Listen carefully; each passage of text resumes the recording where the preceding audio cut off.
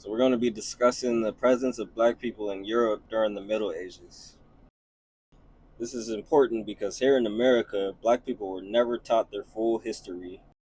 Typically, we're taught everything after the Transatlantic Slave Trade, but what was our presence before then? As they say, were we really uncivilized people who couldn't read or write? Or did we play a significant role in the world history that they have tried to erase? There's a stereotype that we all came out of Africa, but today we're going to debunk that by speaking on the black people who had a presence in Europe during the Middle Ages and even before then. Now, before I start, for those who are already skeptical about what I'm about to say, if Negroes, aka black people, were never in Europe, then why would it be tradition for Europeans to dress in blackface to this day? We're going to break down when and why this became tradition for white Europeans.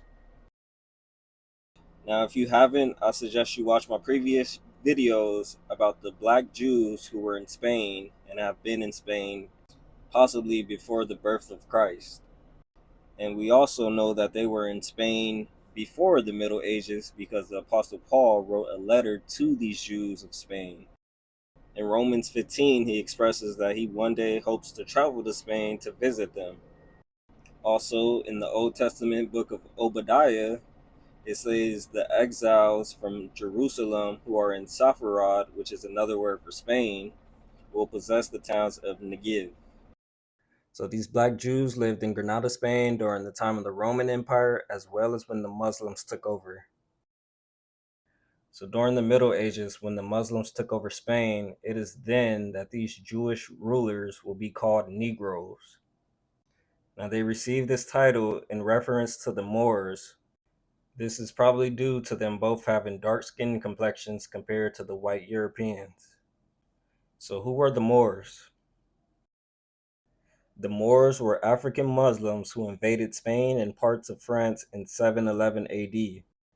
These Moors were mainly of North African descent, and they joined the ranks with Arabs that came from Syria. So this combined caliphate invaded and conquered Spain in 700 AD, and they ruled parts of Europe all the way up until 1492 when the Catholic armies regained it back.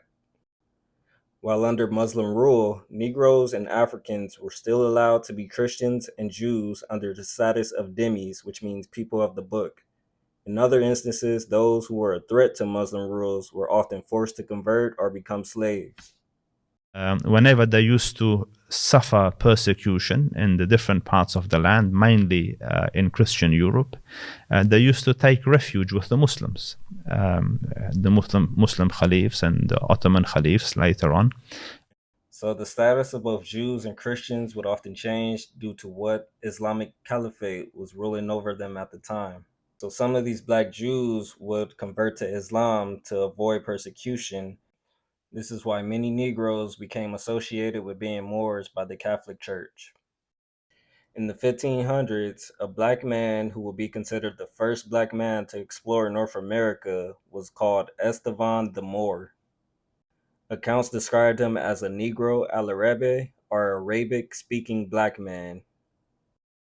Another black man called Omar Said, who was one of the last to be legally transported to the United States as a slave, fell under the same banner as Esteban the Moor, as he was a black man who spoke Arabic and he was a Muslim as well.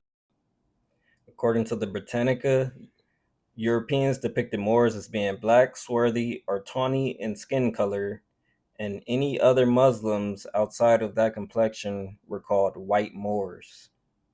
So without a doubt, the Moors as we know them today were mainly made up of Negroes and black Africans.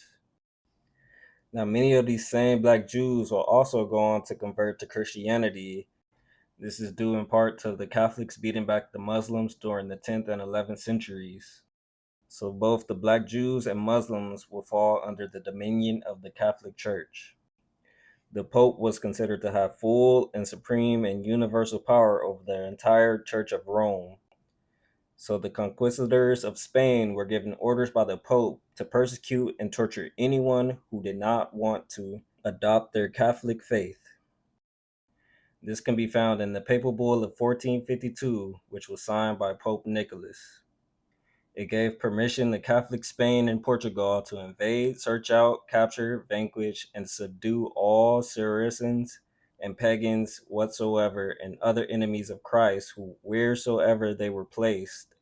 It also says to reduce their persons to perpetual slavery, as well as to convert them to his and their use and profit. This papal edict also happened to coincide with the discovery of the New World. So this gave Catholics the justification to treat anyone who was non-Catholics as enemies.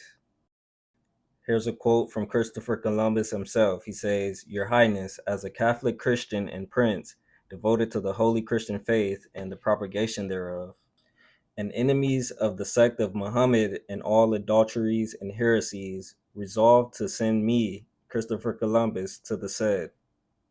So it was Catholic Rome that paved the way for colonialism and the genocides that was to follow. So the Black Jews who lived in Spain at the time would become the first victims of the Catholic Church.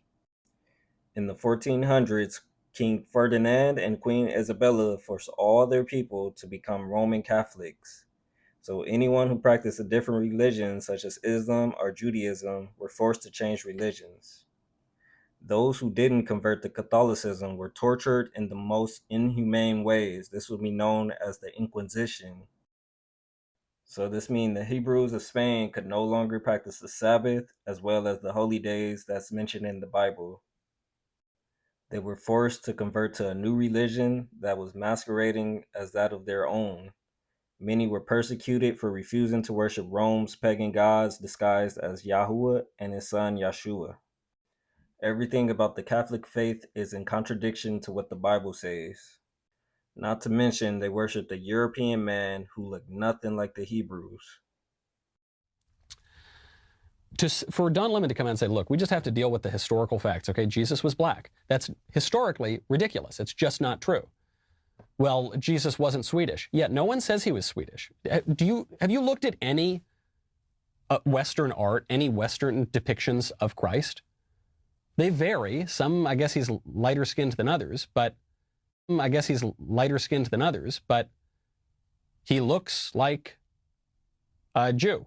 I don't know. He doesn't look black. He doesn't look Swedish. He doesn't look looks like a Jewish guy, which is what he is. Just because it makes you feel uncomfortable doesn't mean it has to change. You know, I mean, Jesus was a white man too, but you know, it's like he was a historical figure. I mean, that's a verifiable fact, as is Santa. I just want the kids watching to know that. So from then and up until now, you can see that nothing has changed. They still admit that they have their own version of the Messiah, which they call Jesus. And this false image of Jesus was actually the Pope's son, Caesar Borgia. Ezekiel 36, verse 22, "They profaned my holy name when they said of them, these are the people of Yahuwah that have gone from out of his land."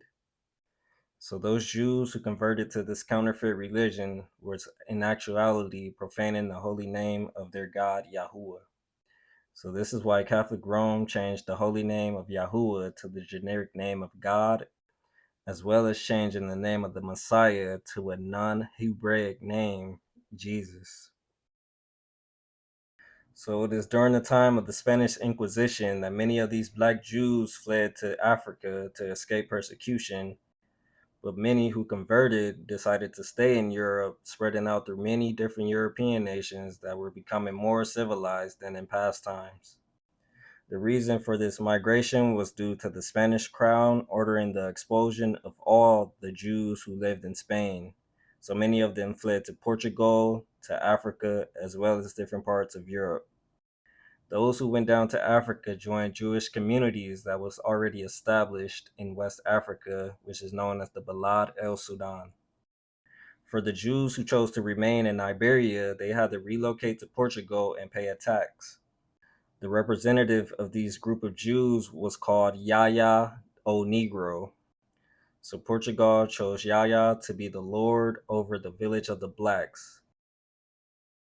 But in 1496, King Manuel of Portugal punished Portuguese Jews who refused to pay the tax by deporting almost 2,000 Hebrew children to Saint Tomé and Principe. These children were in between the ages of 2 and 10, and they were raised as Roman Catholics, and they had to work in the sugar plantations. These Portuguese Jews were later sent to Brazil during the Transatlantic Slave Trade. As for the Jews who remained in Portugal as well as different parts of Europe, they became known as Moriscos and Conversos. This 16th century painting shows that the black Jews assimilated into European culture. Many of these black Portuguese Jews migrated into the Netherlands.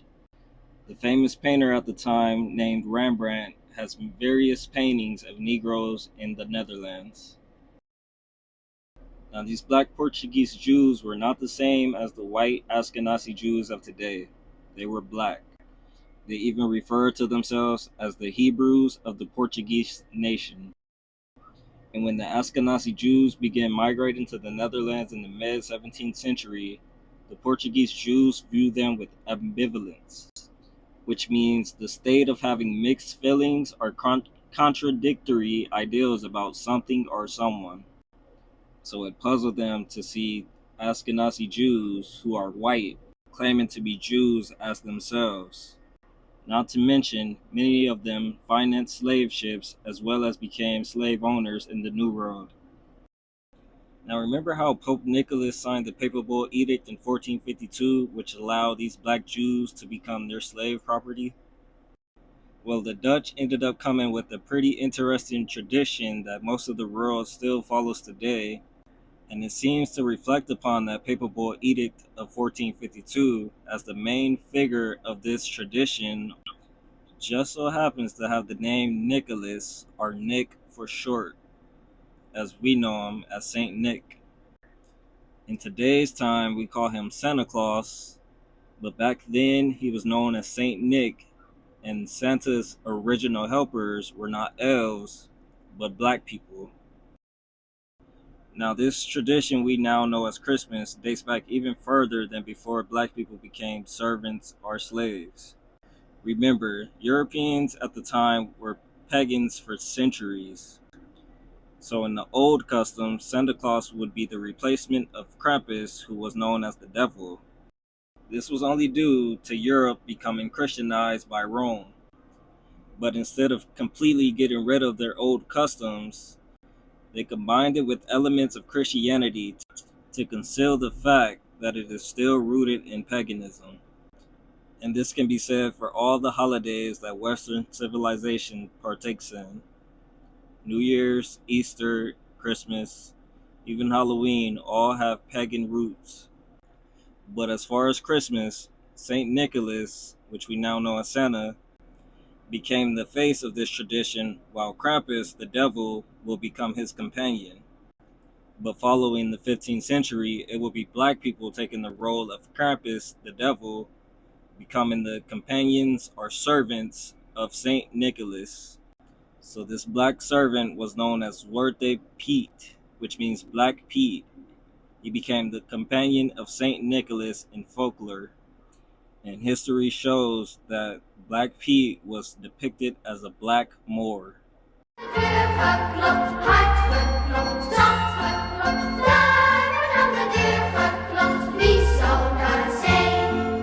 Wees maar gerust, mijn kind, ik ben een goede vriend. Want dan ben ik zwart als roet, ik meen het toch goed. I must say, looking at it from my girlfriend, it's a bit different. She looks still very nice. We're a different couple. He was just talking to but still the same person. Yeah. So as you can see, even up until this day, it is still tradition for Europeans to dress in blackface to mock black people. They even mocked biblical figures in the Bible, such as the three wise men who visited Yeshua, the Messiah, when he was a baby. And this mockery would carry over into different parts of Western civilization. There's a recent photo of a princess wearing a blackamoor brooch, which dates back to the 1600s. Europeans thought it was fashionable to have black servants during the time. So many of these blackamoor decorations were sold to be placed inside European establishments. They could still be found online if you're interested in seeing what they look like. But this is just further proof that black people were in Europe and they was depicted as being Moors. Even in Sardinia, Italy, they have the flag with the heads of 4 black Moors, and in between these decapitated heads, they place the Roman cross. There's also evidence of there being a black presence in the United Kingdom, such as the Tudors, who were also known to be musicians and played various instruments. They also have hubs called the Black Boy Inn, which is said to be the nickname of King Charles II, who was also depicted as having dark skin and dark eyes. So blackface, the Jim Crow, it all started in Europe and then it spread over into the New World, where black people once again became a mockery. And the Bible speaks on this mockery in Ezekiel 36. It says the Jews will become the possession of the rest of the nations, and they will be slandered and mocked by the people. And this was always the case wherever black people ended up. So all of this goes back to the Catholic Church. Black people, mainly the Jews, were viewed as the enemies of the Catholic faith. And the Pope, who held influence over Spain and Portugal, viewed these Jews as morally unequal to them. And this is the doctrine that the rest of the Europeans would take on, which pertains to why black people were treated with such cruelty and inhumane treatment during the Transatlantic Slave Trade as well as afterwards. In America, which was supposed to be a Christian nation, it was even legally acceptable for black people to be hung on trees. So in the end, it was Pope Nicholas who kicked off the chain of events in 1452. And this agenda was put into motion through Spain and Portugal first. The entire world was divided between these two nations. So it was between these two that the rest of the European nations had to be granted permission to participate in importing Negroes into the Spanish American territory. This included the United Kingdom, France, Netherlands, Denmark, as well as the United States. So the history of Europe all links together with the events that transpired against black people all around the world. Not knowing this history, we miss out on a very important part to our story. Hosea chapter 4 verse 6 says, "My people are destroyed for lack of knowledge." Thank you guys for watching. Please like and subscribe. Y'all bless.